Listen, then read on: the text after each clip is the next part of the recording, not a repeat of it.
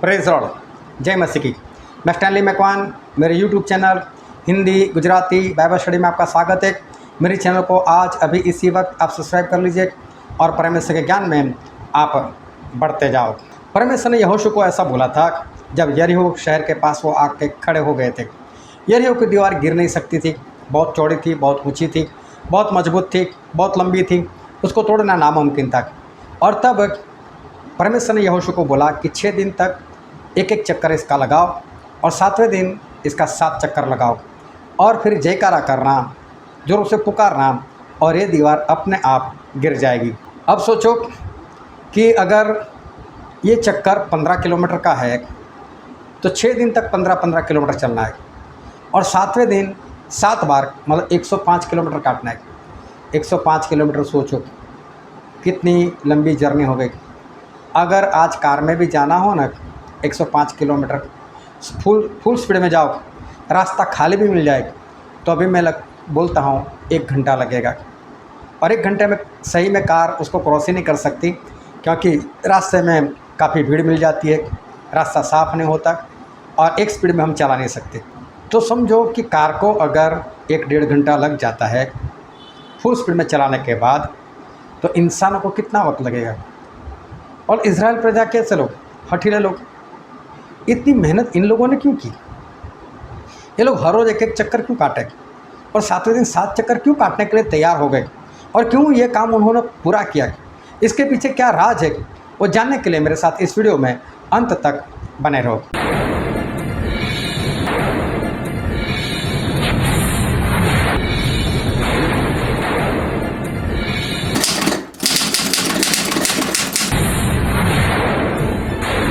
जब मूसा ने इज़राइल प्रजा को विश्राम के देश में जाने के लिए मिस्र देश से आज़ाद किया था और बहुत सारे चमत्कार हुए थे, उस चमत्कार के बाद फिर उन्होंने जब इन लोगों को आज़ाद किया, ये लोग वहाँ से निकल गए तो रास्ते में समुद्र आया और जब फिर उनको पता चला तो फिर एक बार फिर इनको पकड़ने के लिए, गुलाम बनाने के लिए अपनी सेना को लेकर भागा। और जब ये घटना हुई तो इज़राइल लोग मूसा के विरोध में आ गए और मूसा का विरोध कर रहे, मूसा हमको मरने के लिए लेकर आए, हमने मना किया था ना कि हमको आज़ाद नहीं होना है, हमको तो गुलामी करनी है, क्यों तो हमको छुड़ा कर लेकर आए। देख फिरौन आ गया, अब हमारी हालत क्या हो गई। विरोध किया मूसा का। मूसा ने बोला डरो मत, चुपचाप खड़े रहो और परमेश्वर आज किस तरह से तुम्हारा उद्धार करते हैं वो देखो। और परमेश्वर ने मूसा को कहा, मूसा समुद्र के 2 हिस्से कर दे और इन लोगों को उस पार लेकर जा। और मूसा ने प्रार्थना की और समुद्र के 2 हिस्से हो गए और सभी लोग उस पार चले गए। उसके बाद क्या हुआ, ये फिरौन की सेना वो भी अंदर समुद्र में आई, लेकिन मूसा ने जैसा समुद्र था वैसा कर दिया और वो सारे लोग फिरौन के साथ उस समुद्र के अंदर मर गए। उसके बाद क्या हुआ, इन लोगों को प्यास लगी, कुआं भी मिला, पानी जहरीला था। मूसा के विरोध में आकर खड़े हो गए, ए मूसा प्यासा मरने के लिए लेकर आए, ये पानी जहरीला है, हमको मारने के लिए यहाँ पर लेकर आए। मूसा ने परमेश्वर से प्रार्थना की। परमेश्वर ने बोला देखो पेड़, उसका लकड़ा पानी में डाल, जहर चला जाएगा। और इनको बोले पी, और सभी लोगों ने पानी पिया। फिर आगे चले, फिर पानी नहीं, फिर सभी लोग विरोध में आ गए, ए मूसा हमको पानी दे, हमको प्यासा मरने के लिए लेकर आए।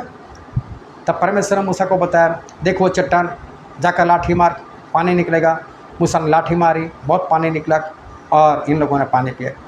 इसके बाद इनको भूख लगी तो फिर चिल्लाने लगे, ए मूसा हमको भूखा मरने के लिए लेकर आए। मूसा ने फिर परमेश्वर से बोला और परमेश्वर ने फिर इनको मन्ना खिलाया।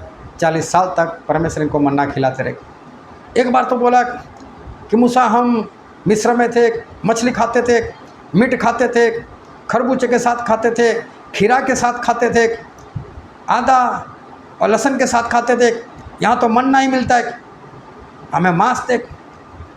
और परमेश्वर ने उनको मांस भी दिया खाने के लिए।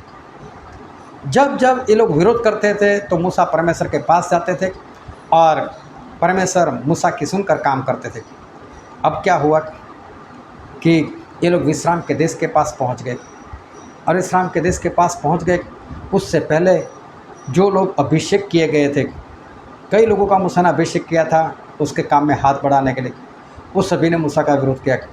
मूसा तो अकेला पवित्र है क्या, हम पवित्र नहीं क्या? परमेश्वर हमारे नहीं सुनते क्या? परमेश्वर हमारे बीच में नहीं? तू क्यों अगुआ बनकर बैठा है। और उस वक्त 250 से ज़्यादा लोग वहाँ पर मर गए। नरक ने अपना मुंह खोला और कई लोग नरक में जिंदा चले गए। और कई लोग थे जिनके ऊपर आग आई और आग कर झुलस कर वो लोग मर गए। और जब विश्राम के देश के पास आ गए, परमेश्वर ने बोला 12 गोत्र है, सभी गोत्रों में से एक एक मुखिया को ले ले और सभी लोगों को भेद लेने के लिए भेज कनान देश में। मूसा बोलते ठीक है। 12 लोगों को चुना, 12 लोगों को भेजा, जाओ जाकर जासूसी कर आओ, कनान देश का भेद लेकर आओ।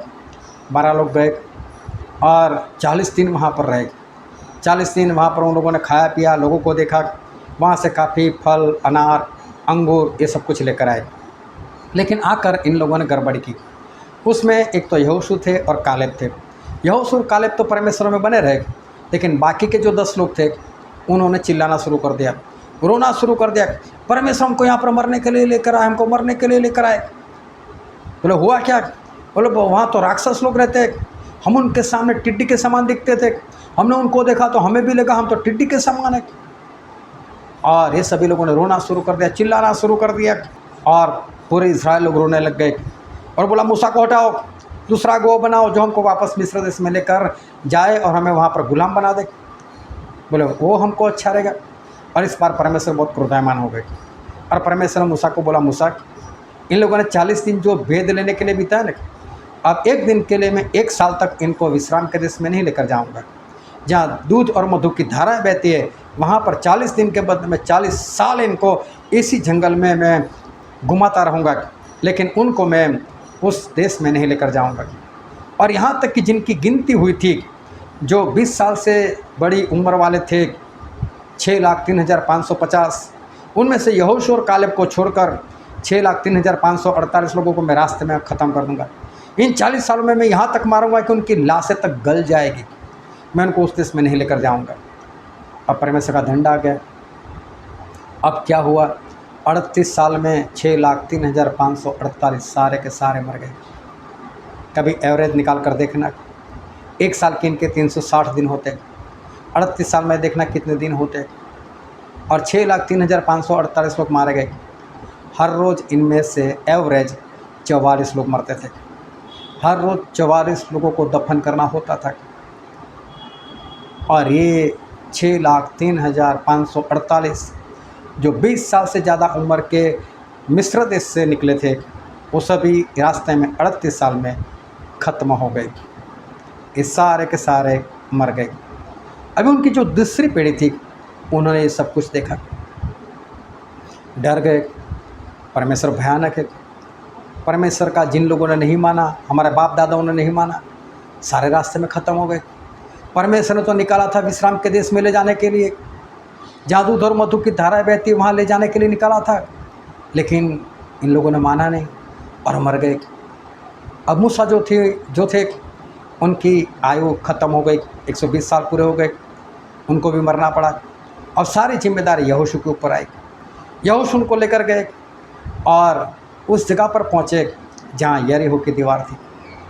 अब इनके बाप दादों ने मूसा के विरोध में ये भी विरोध किया था, रास्ता कितना लंबा है, कब पहुंचाएगा हमको, वो विश्राम का देश तो आ नहीं रहा, कितना रास्ता लंबा। वो सारे मर गए थे। अब उनके बच्चे, उनकी दूसरी पीढ़ी, वो यहोशू के साथ चल रही है, लेकिन सभी लोग डरे हुए। सभी को मालूम है परमेश्वर भयानक है, ये हमको मार देंगे अगर हमने नहीं माना तो। जिन लोगों ने मूसा का नहीं माना वो मर गए। आज मूसा की जगह पर यहोशू है। अगर यहोशू की हम नहीं मानेंगे तो हम मर जाएंगे।